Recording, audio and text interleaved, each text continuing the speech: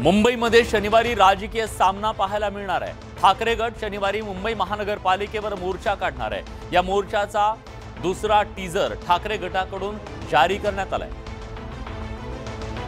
मुंबईत महापालिका मुख्यालयावर धडकणाऱ्या ठाकरे गटाच्या मोर्चाला स्वतः पक्षप्रमुख उद्धव ठाकरे उपस्थित राहणार आहेत। राज्यात सत्तांतर होऊन महाविकास आघाडीचं सरकार गेल्यानंतर मुंबई महापालिकेत मोठ्या प्रमाणात भ्रष्टाचार झाल्याचा आरोप ठाकरे गटाकडून सातत्याने करण्यात आला। आदित्य ठाकरे यांच्या नेतृत्वात मुंबई महापालिका प्रशासनाच्या कारभारावरच्या भ्रष्टाचाराच्या विरोधात महापालिका मुख्यालयावर मोर्चा काढला जाणार आहे। यावेळी उद्धव ठाकरे पक्षाचे कार्यकर्ते आणि मुंबईकरांना संबोधित करतील। मात्र मुख्यमंत्री एकनाथ शिंदेंनी मोर्चावर टीका केली आहे। उद्याचा शिवसेनेचा मोर्चा हा प्रचंड आणि विराट, दरोडा घालायचा आणि चोरी केली म्हणून बोंबलायचं, अशा प्रकारची वृत्ती जी आहे या वृत्तीला मुंबईकर चोख उत्तर देतील। ठाकरे गट या मोर्चाच्या माध्यमातून मुंबईत जोरदार शक्ती प्रदर्शन करण्याच्या तयारीत आहे, तर सत्ताधारी सुद्धा मोर्चानं उत्तर देण्याच्या तयारीत आहेत। मुंबई महानगरपालिकेच्या कारभाराविरोधात ठाकरे गटाकडून उद्या महापालिकेवर मोर्चा काढण्यात येणार आहे। तर या मोर्चाविरोधात भाजपनेही आक्रमक भूमिका घेतली आहे। नरिमन पॉइंट भागात भाजपकडून मोर्चा काढण्यात येणार आहे। 1 जुलैला मुंबई महापालिकेवर शिवसेना उद्धव बाळासाहेब ठाकरे पक्षाचा मोर्चा धडकणार आहे। युवासेना प्रमुख आदित्य ठाकरे नेतृत्व करणार असलेल्या या मोर्चासाठी ठाकरेंच्या गटानं जोरदार तयारी सुरू केली आहे। एकीकडे ठाकरे गटाकडून राजकीय शक्ती प्रदर्शन केलं जाणार आहे, तर दुसरीकडे भाजपनं त्या विरोधात कंबर कसली आहे। भाजप युवा मोर्चाकडून ठाकरेंच्या मोर्चा विरोधात प्रत्युत्तर मोर्चा काढला जाणार आहे। भाजपच्या या मोर्चात शिंदेंच्या नेतृत्वातील शिवसेनेसह आरपीआय सहभागी होणार आहे। शोर मचाय शोर या पद्धतीचा मोर्चा उभाटाचा आहे। पंतप्रधान निधीला जी सगळी मदत दिली होती देशातून त्याचा हिशोब द्या म्हणा, मग भ्रष्टाचार बोलवा ना। बापरे, आदित्य मोर्चा काढतोय, एक वर्ल्ड रेकॉर्ड आहे, वर्ल्ड रेकॉर्ड। हा युवा नेता ना मोर्चा काढतोय। एकीकडे ठाकरेंच्या पक्षानं मुंबई महानगरपालिकेतल्या भ्रष्टाचारावर बोट ठेवलंय, तर दुसरीकडे भाजपनं शिवसेनेच्या सत्तेतल्या कारभारावर सवाल उपस्थित केलाय। एकूणच ठाकरे गटाचा मोर्चा आणि त्याचवेळी महायुतीचा असलेला मोर्चा यामुळे दक्षिण मुंबईत राजकीय वातावरण तापण्याची शक्यता नाकारता येत नाही। शिवसेनेतील बंडाला वर्ष उलटून गेलं, अजूनही ठाकरेंच्या पक्षातील गळती काही थांबायचं नाव घेत नाहीये। आजही ठाकरे गटातील नाराजीचा सूर काही कमी होताना दिसत नाहीये। आदित्य ठाकरेंच्या खांद्याला खांदा लावून लढणारे युवा सैनिकांमध्ये सध्या नाराजी आहे। समाधान सरवणकर, अमेय घोले या सहकाऱ्यांनी आदित्य ठाकरेंकडे पाठ फिरवली। आता आदित्य यांचे आणखी एक निकटवर्तीय राहुल कनाल यांनी ठाकरेंच्या पक्षाला जय महाराष्ट्र केलाय। नुकताच राहुल कनाल यांनी युवा सेनेच्या कोर कमिटीचा व्हॉट्सअप ग्रुप सोडल्यानंतर कनाल नाराज असल्याच्या चर्चा सुरू झाल्या। कनाल आता शिंदेंच्या शिवसेनेत प्रवेश करणार आहेत। राहुल कनाल यांची उद्योजक अशी ओळख आहे। ते युवा सेनेचे सक्रिय पदाधिकारी होते। वांद्रे पश्चिम विधानसभा मतदारसंघातून ते इच्छुक होते। मग या काळात शिर्डी देवस्थान समितीवर ते सदस्य होते। मुंबई महापालिकेत स्वीकृत सदस्यही होते। शिक्षण समितीवर सुद्धा त्यांची वर्णी लागली होती। सेलिब्रिटी आणि क्रिकेटपटूंशी त्यांचे जिव्हाळ्याचे संबंध आहेत। खऱ्या अर्थाने सुरुवात आहे की आज 50%हून अधिक लोक युवा सेनेच्या कोर कमिटीतून बाहेर झालेले आहेत। उरलेले 50% सुद्धा माझ्या संपर्कात आहे आणि ते सुद्धा लवकरात लवकर या महिन्याभरामध्ये सगळे या शिवसेनेमध्ये प्रवेश करतील। राहुल कनाल यांनी पक्षाला जय महाराष्ट्र करणं आदित्य ठाकरेंसाठी मोठा धक्का मानला जात आहे। राहुल कनाल हे शिवसेनेत प्रवेश करणार असल्याची चर्चा पार्श्वभूमीवर ठाकरे गटाकडून खबरदारी घेण्यात आली आहे। युवा सेनेनं कनाल यांच्या वांद्रे पश्चिम विभागातील पदाधिकाऱ्यांच्या पदांना स्थगिती दिली आहे, तर राहुल कनाल यांनी ठाकरे गटावर ट्विटमधून निशाणा साधला। आदित्य ठाकरेंचे निकटवर्तीय आणि युवा सेनेचे नेते राहुल कनाल यांनी ठाकरे गटाला जय महाराष्ट्र केलाय। या पार्श्वभूमीवर युवा सेनेनं कनाल कार्यरत असलेल्या वांद्रे पश्चिम विभागातील पदाधिकाऱ्यांच्या पदांना स्थगिती दिली आहे। तर यावरून राहुल कनाल यांनी ट्विटरवरून ठाकरेंवर टीकेचे बाण सोडलेत। दुःख होत आहे, हे कोणी केलंय हे चांगलं माहिती आहे, पण ज्यांनी तुमच्यासाठी काम केलंय त्यांना न ऐकता काढून टाकणं म्हणजे अहंकार आहे। आणि तुम्ही मला हटवू शकलात, पण त्या लोकांना नाही ज्यांनी दिवस रात्र काम केलंय। तरीही चलो अच्छा है, सबको पता चले की ईगो और अरोगन्स क्या होता है, असं ट्विट कनाल यांनी केलंय। तर ठाकरे गटानं कनाल यांच्यावर निशाणा साधलाय। शिर्डी साई संस्थान मिळालं, अजून वेगवेगळ्या जागांवर त्यांना महानगरपालिकेच्या शिक्षण समितीवर स्थान देण्यात आलं। त्यावेळेला तर कुठलीच कोणाची नाराजी नव्हती। मुंबई महापालिका निवडणुकीपूर्वी सुरू असलेली पक्षातली गळती रोखण्याचं मोठं आव्हान उद्धव ठाकरे आणि आदित्य ठाकरेंसमोर आहे। महाराष्ट्रातील शिंदे फडणवीस सरकारच्या वर्षपूर्तीनंतर आता सरकारच्या मंत्रिमंडळ विस्ताराला मुहूर्त मिळालाय। जुलैमध्ये सरकारचा दुसरा मंत्रिमंडळ विस्तार होणार असल्याची माहिती खुद्द उपमुख्यमंत्री देवेंद्र फडणवीस यांनी दिली आहे। त्यामुळे आगामी विस्ताराच्या पार्श्वभूमीवर इच्छुकांची मोर्चे बांधणी सुरू झाली आहे। राज्यातील शिंदे फडणवीस सरकारला 1 वर्ष पूर्ण झालंय। त्या पार्श्वभूमीवर मुख्यमंत्री एकनाथ शिंदेंनी गुरुवारी दिल्लीत अमित शहांची भेट घेतल्यानं मंत्रिमंडळ विस्ताराची चर्चा सुरू झाली आहे। यानंतर उपमुख्यमंत्री देवेंद्र फडणवीसांनी मंत्रिमंडळ विस्ताराचा मुहूर्त सांगत या चर्चेला पूर्णविराम दिलाय। जुलै महिन्यात मंत्रिमंडळ विस्तार होणार असल्याचं देवेंद्र फडणवीसांनी स्पष्ट केलंय। इकडे ठाकरे गटानं मात्र आगामी विस्तारावरून सत्ताधाऱ्यांवर निशाणा साधलाय। विस्तार झाला तर शिंदेंच्या शिवसेनेचे 4 मंत्री घरी जातील असं भाकीत संजय राऊतांनी वर्तवलंय।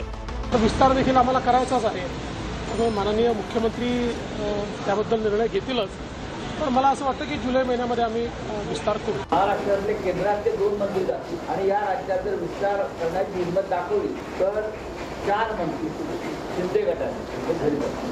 एकंदरीतच सत्ताधाऱ्यांकडून सरकारच्या दुसऱ्या मंत्रिमंडळ विस्ताराच्या हालचाली सुरू झाल्याचं पाहायला मिळतंय। त्याचवेळी आता ठाकरे गटानं आगामी विस्तारात विद्यमान मंत्र्यांना डच्चू देण्याचं भाकीत करत नवी गुगली टाकली आहे। राज्य मंत्रिमंडळ विस्तार होणार असल्याचा नवा मुहूर्त समोर आल्यानंतर इच्छुकांच्या नावांची चर्चा रंगली आहे। मंत्रिपदासाठी अनेकांनी देव पाण्यात बुडवून ठेवले, त्यातील काही दावेदारांची नावं सुद्धा समोर आली आहेत। स्वतः देवेंद्र फडणवीसांनीच मुहूर्त सांगितल्यानं मंत्रिमंडळात स्थान मिळवण्यासाठी इच्छुकांच्या तयारीनं जोर पकडलाय।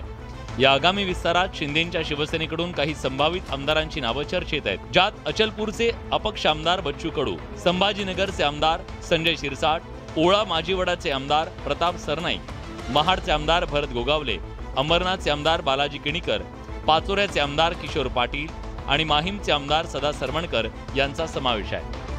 मंत्रिपदासाठी भाजपकडून सुद्धा इच्छुकांची यादी मोठी आहे। यात विधान परिषदेचे आमदार प्रसाद लाड, विधान परिषदेचे आमदार अमरीश पटेल, सिंदखेडाचे आमदार जयकुमार रावळ, ऐरोलीचे आमदार गणेश नाईक, सातारा जावळीचे आमदार शिवेंद्रराजे भोसले, दौंडचे आमदार राहुल कोल, माजी मंत्री कृपाशंकर सिंग, निलंग्याचे आमदार संभाजी पाटील निलंगेकर, नाशिक मध्यचे आमदार देवयानी फरांदे, नाशिक पश्चिमचे आमदार सीमा हिरे यांच्या नावाची चर्चा सुरू आहे।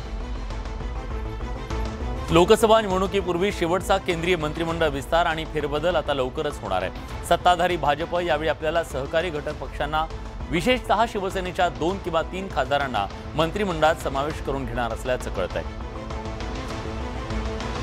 केंद्रीय गृहमंत्री अमित शहा यांच्या दिल्लीतल्या निवासस्थानी गुरुवारी मुख्यमंत्री एकनाथ शिंदे आणि उपमुख्यमंत्री देवेंद्र फडणवीस यांची महत्त्वाची बैठक झाली। केंद्राच्या सत्तेत शिंदेंच्या नेतृत्वातील शिवसेनेला सहभागी करून घेण्याविषयी या बैठकीत चर्चा झाल्याचं कळतंय। मोदी सरकारच्या मंत्रिमंडळ विस्तारात शिवसेनेच्या वाट्याला 2 ते 3 मंत्रिपद मिळण्याची शक्यता आहे। या मंत्रिपदासाठी राहुल शेवाळे, प्रतापराव जाधव आणि भावना गवळी यांची नावं चर्चेत आहेत। ही मंत्रिपद देताना प्रादेशिक समतोल राखला जाण्याची दाट शक्यता आहे। फक्त हे मंत्रिमंडळाचा विस्तारच नव्हे, येणारी लोकसभा असेल, विधानसभा असेल, याबद्दल आजपासूनच ती सगळी प्लॅनिंग झाली पाहिजे, म्हणून ह्या दिल्लीवारीही करावी लागते। आगामी लोकसभा निवडणुकीच्या पार्श्वभूमीवर केंद्रीय मंत्रिमंडळ विस्तार आणि फेरबदल होऊ घातलाय। 2024 मध्ये लोकसभेच्या जास्तीत जास्त जागा जिंकून आणण्याचा भाजपचा प्रयत्न असणार आहे। त्यामुळेच या मंत्रिमंडळ विस्ताराकडे सगळ्यांच्या नजरा लागल्यात। राज्यातील शिंदे फडणवीस सरकारला 1 वर्ष पूर्ण झालं। या वर्षपूर्तीच्या निमित्तानं राज्यात अनेक ठिकाणी युतीच्या कार्यकर्त्यांनी जल्लोष केला, तर ठाकरे गटानं घटनाबाह्य सरकारची वर्षपूर्ती संबोधल्यानं पुन्हा वाद निर्माण झाला। शिंदे फडणवीस सरकारला 1 वर्ष पूर्ण झाल्याच्या निमित्तानं राज्यभरात शिवसेनेच्या कार्यकर्त्यांनी जोरदार जल्लोष केला। एका वर्षात राज्य सरकारनं अनेक धडाकेबाज निर्णय घेऊन वेगवेगळ्या विकास योजनांना गती दिली, त्यामुळे राज्याच्या विकासाचा रथ पुन्हा एकदा धावायला लागल्याचं सरकारनं दावा केलाय। 1 वर्षापूर्वी सरकार आल्याबरोबर आपण देखील निर्णयांचा धडाका लावला। ठाकरे गटाचे खासदार संजय राऊत यांनी या निमित्तानं राज्य सरकारवर पुन्हा तोफ टाकली आहे, तर राऊतांच्या टीकेला शिवसेनेकडून जशास तसं उत्तर देण्यात आलंय। त्या फसवणुकीला 1 वर्ष झालं। आता कोणी फसवणुकीची जयंती साजरी करणार असेल तर त्या फसवणुकीची पुण्यतिथी सुद्धा आम्ही साजरी करू। 1 वर्ष पूर्ण जे झालंय तरी आजही त्यांना बोध होत नाही, राष्ट्रवादींनी तुम्हाला संपवलंय, तुमचं अस्तित्व तुम्हाला अस्तित्वहीन केलंय। राज्य सरकारची वर्षपूर्ती होत असतानाही सत्ताधारी आणि विरोधक यांच्यातला संघर्ष काही कमी होण्याची चिन्ह दिसत नाहीयेत। आगामी वर्ष तर निवडणुकांचं असल्यानं राजकीय संघर्ष अधिक तीव्र होणार असल्याचं स्पष्ट आहे। शिंदे फडणवीस सरकारला 1 वर्ष पूर्ण झालं। या वर्षपूर्तीच्या निमित्तानं ठाण्यात जल्लोष करण्यात आला। आपलं सरकार जनतेच्या मनातलं सरकार असून राज्यात गतिमान सरकार असल्याचं मुख्यमंत्र्यांनी म्हटलंय। राज्यातील शिंदे फडणवीस सरकारला 1 वर्ष पूर्ण झालं। या निमित्तानं ठाण्यात जोरदार शक्ती प्रदर्शन करण्यात आलं। या निमित्तानं टेंभी नाका इथल्या आनंद आश्रमाला मुख्यमंत्री एकनाथ शिंदेंनी भेट दिली। गेल्या 1 वर्षात केलेल्या कामाचा त्यांनी पाढा वाचला। आपल्या सरकारची कामगिरी वेगवान सुरू असून आपलं सरकार सर्वसामान्यांच्या मनातलं सरकार असल्याचं मुख्यमंत्र्यांनी म्हटलंय। मविया काळात विकास कामांना ब्रेक लागला होता, ते स्पीड ब्रेकर हटवण्याचं काम आपण केल्याचं मुख्यमंत्री म्हणाले। परदेशी गुंतवणुकीत महाराष्ट्र पुन्हा अव्वल स्थानी आल्याचं मुख्यमंत्र्यांनी म्हटलंय। एवढे निर्णय आम्ही घेतले ते शेतकऱ्यांसाठी, वंचितांसाठी, शोषितांसाठी, गरजूंसाठी, महिला भगिनींसाठी, तरुणांसाठी, कामगारांसाठी। सरकारच्या वर्षपूर्ती निमित्तानं ठाण्यात शिवसेनेकडून मोठा जल्लोष साजरा करण्यात आला। या पुढील काळात जनतेचे प्रश्न सोडून राज्याचा विकास वेगानं करणार असल्याचं मुख्यमंत्र्यांनी स्पष्ट केलं। भाजपच्या नेत्या पंकजा मुंडे यांनी 2024च्या निवडणुकीचं रणशिंग फुंकलंय। बीडमध्ये आयोजित कार्यक्रमात पंकजा मुंडे यांनी मोठं विधान केलंय। 2024च्या निवडणुकीमध्ये इतिहास घडवायचा आहे असं वक्तव्य पंकजा मुंडेंनी केलंय। गेल्या काही वर्षांपासून पंकजा मुंडे आणि देवेंद्र फडणवीस यांच्यात शीतयुद्ध सुरू आहे। 2019च्या निवडणुकीत परळीतल्या पराभवाबद्दल विरोधी पक्षाला खुराक पुरवल्याचा आरोप पंकजा मुंडेंनी केला। 4 वर्षांनंतरही पंकजा मुंडेंच्या मनात या पराभवाचं शल्य आहे। त्यामुळे बीडमधल्या मेळाव्यात पंकजा मुंडे यांनी सूचक विधान केलंय। आहे का दूध पोळलं आपल्याला, आता ताकही फुंकून पिण्याची वेळ आलेली आहे। या मेळाव्यात पंकजा यांनी मराठा आरक्षणाबाबत मोठी घोषणा केली आहे। तरुणांचे, बेरोजगारांचे, शेतकऱ्यांचे, महिलांचे प्रश्न मिटवू। त्यांना काय तोंड दाखवायचं जोपर्यंत हे पूर्ण होत नाही तोपर्यंत फेटा घालून मिरवण्याची माझी मानसिकता नाही। भाजपचे प्रदेशाध्यक्ष चंद्रशेखर बावनकुळे यांच्या समोरच पंकजा यांनी हे वक्तव्य केलंय। त्यामुळे पंकजा मुंडेंचा रोख नेमका कुणाकडे अशा चर्चा रंगल्यात। गेल्या काही दिवसांपासून भाजप नेत्या पंकजा मुंडे नाराज असल्याच्या चर्चा आहेत। काँग्रेस, राष्ट्रवादी, ठाकरे गट, शिवसेनेसह BRS कडून पंकजा यांना ऑफर येत आहेत। या पार्श्वभूमीवर पंकजा यांनी एक सूचक विधान केले। तेलंगणाचे मुख्यमंत्री के चंद्रशेखर राव यांच्या भारत राष्ट्र समितीकडून पंकजा मुंडेंना मुख्यमंत्री पदाची ऑफर देण्यात आली होती। ऑफरवर पंकजा मुंडे यांनी पहिल्यांदाच भाष्य केलंय। या ऑफरची माहिती माध्यमातून कळल्याचं पंकजा मुंडे म्हणाल्या। तसंच ऑफर देणाऱ्यांना आपला चेहरा सर्वसमावेशक दिसत असावा, त्यामुळे सर्व पक्ष आपल्याविषयी सकारात्मक बोलत असतील असं पंकजा मुंडे म्हणाल्या। त्या ऑफरकडे सिरियसली पाहिलं नसलं तरी त्याकडे बघणार नाही असं नाही, असं सूचक वक्तव्य पंकजा मुंडेंनी केलंय। तुम्ही साधे आमदार नाही, खासदार नाही, ग्रामपंचायतचे सदस्य नाही, मग का सगळे पक्ष तुमच्याविषयी असं म्हणतात? म्हणलं ते मला माहित नाही, पण सध्या सर्वसमावेशक चेहरा मात्र पंकजा यांच्या वक्तव्यामुळे राजकीय वर्तुळात तर्कवितर्कांना उधाण आलंय। पंकजा मोठा राजकीय निर्णय घेणार का, याबद्दलची चर्चा सुरू झाली आहे। नाशिक शहरात ईद निमित्तानं शुभेच्छांचे बॅनर लावण्यात आले। मात्र काही ठिकाणी नाशिक शहराच्या ऐवजी गुलशनाबाद नावाचे बॅनर दिसून आले। दरम्यान या प्रकरणी वादाला तोंड फुटल्यानंतर नाशिकचं नाव बदलण्याचा कोणताही उद्देश नसल्याची सारवासारव करण्यात आली। नाशिकच्या सारडा चौकात गुलशनाबाद नावाचे फ्लेक्स झळकले। बकरी ईदच्या शुभेच्छा देण्यासाठी लावण्यात आलेल्या फ्लेक्सवर गुलशनाबाद असा उल्लेख करण्यात आला। मुघल काळात नाशिकचं नाव गुलशनाबाद असं होतं। मुघल साम्राज्यानंतर पेशवाई काळात गुलशनाबाद हे नाव बदलून नाशिक करण्यात आलं। या फ्लेक्समुळे वाद उद्भवण्याची शक्यता असल्यानं हा वादग्रस्त फ्लेक्स हटवण्यात आला। एकंदरीत प्रगतीच्या दृष्टिकोनातून पण ही गोष्ट बरोबर नाही। जाने कोणी हे कृत्य केलं असेल त्याच्यावर कठोर कारवाई केली जाएगी। मुझे पता चला था कि नासिक का नाम अभी ये गुलशनाबाद जैसे वो एक मिस्टेक हो चुकी थी उनसे, तो जैसे मुझे पता चला कि ये हुआ मैंने वैसे ही बोला कि ये चेंज किया जाए और वो निकाला जाए, तो वैसे निकाल चुके हैं वो। और राज्यात यापूर्वीच वादग्रस्त पोस्ट आणि बॅनरवरून तणावाच्या घटना घडल्या। या पार्श्वभूमीवर हे फ्लेक्स हटवण्यात आले। त्या ठिकाणी आता शिवसेनेचं बॅनर झळकलाय। मात्र या बॅनरमुळे नव्या वादाला तोंड फुटलंय। राज्यात पावसाचं आगमन झालंय। मात्र अजूनही राज्याच्या सर्व भागात दमदार पाऊस झालेला नाहीये। काही जिल्ह्यांमध्ये अजूनही पावसानं दडी दिल्यानं बळीराजा चिंतेत आहे। जालना जिल्ह्यात या महिन्यात 1-2 रिमझिम पाऊस झाल्यानं शेतकऱ्यांच्या आशा पल्लवित झाल्या होत्या। त्यामुळे पेरणीची घाई शेतकरी करू लागला। मात्र त्यानंतर पावसानं ओढ दिल्यानं पेरण्या रखडल्यात। आतापर्यंत जालना जिल्ह्यात केवळ 9% पाऊस झाला। जून महिना संपत आला असताना अजून पेरणीलायक पाऊस झालेला नाहीये, त्यामुळे बी बियाणं खरेदी करून ठेवलेला शेतकरी हवालदिल झालाय। अशीच परिस्थिती बुलढाण्यात आहे। या पार्श्वभूमीवर पेरणीची घाई करू नये असं आवाहन कृषी तज्ज्ञांकडून करण्यात आलंय। बी भरण वगैरे खत औषध पूर्ण आम्ही भरून ठेवलेलं आहे, पण आता पावसाची प्रतीक्षा करणं चालू आहे। विठुरायाला प्रार्थना आहे, पाऊस चांगला पडला पाहिजे।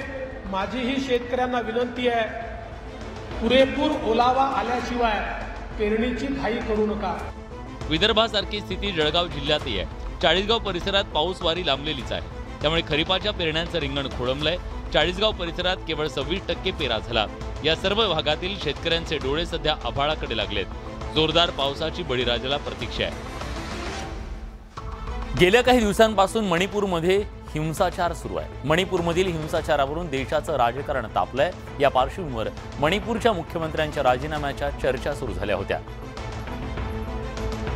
राज्यात उसळलेल्या दंगलीच्या पार्श्वभूमीवर मणिपूरचे मुख्यमंत्री बिरेन सिंग राजीनामा देणार अशी चर्चा होती।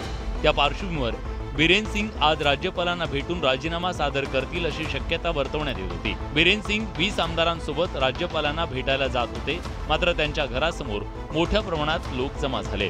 मुख्यमंत्री सचिवालय आणि राजभवनापासून सुमारे 100 मीटर अंतरावर असलेल्या नुपीलाल कॉम्प्लेक्समध्ये शेकडो महिला एकत्र आल्या। त्यांनी बिरेन सिंग यांना राजीनामा न देण्याचं आवाहन केलं। We are trying to stop him because he is the one perfect CM of the Manipur. Where will we go? Who will lead us?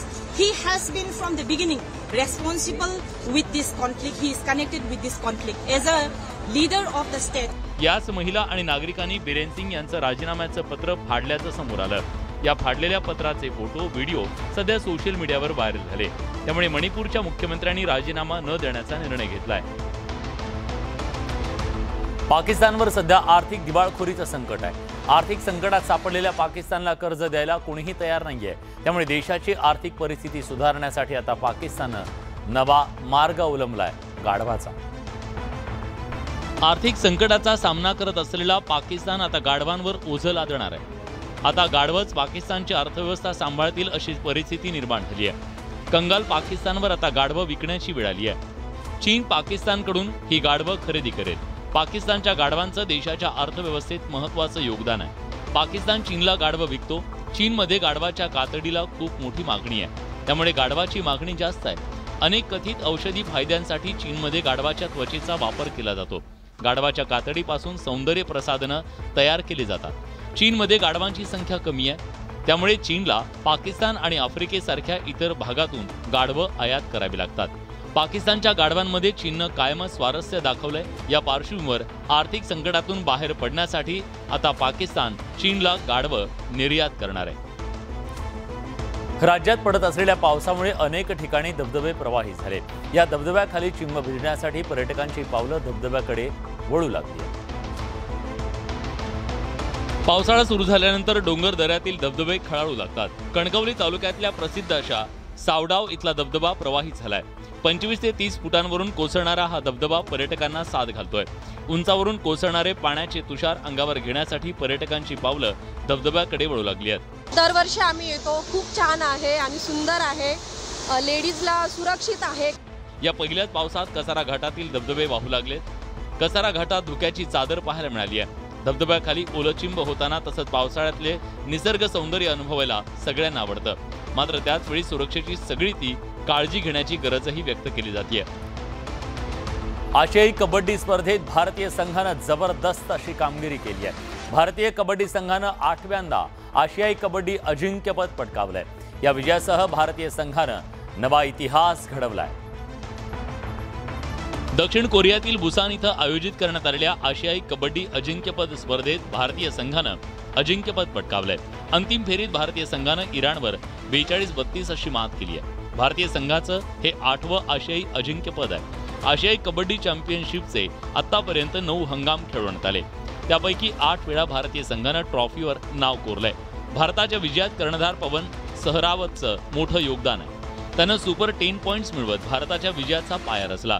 आशियाई कबड्डी अजिंक्यपद स्पर्धेत भारत, इराण, जपान, कोरिया, चीन, तैपई आणि हाँगकाँग हे देश सहभागी झाले।